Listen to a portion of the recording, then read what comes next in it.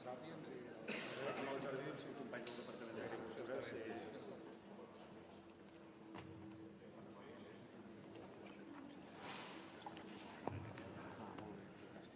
La guerra francesa a Catalunya i hem volgut fer-ho en aquest pla.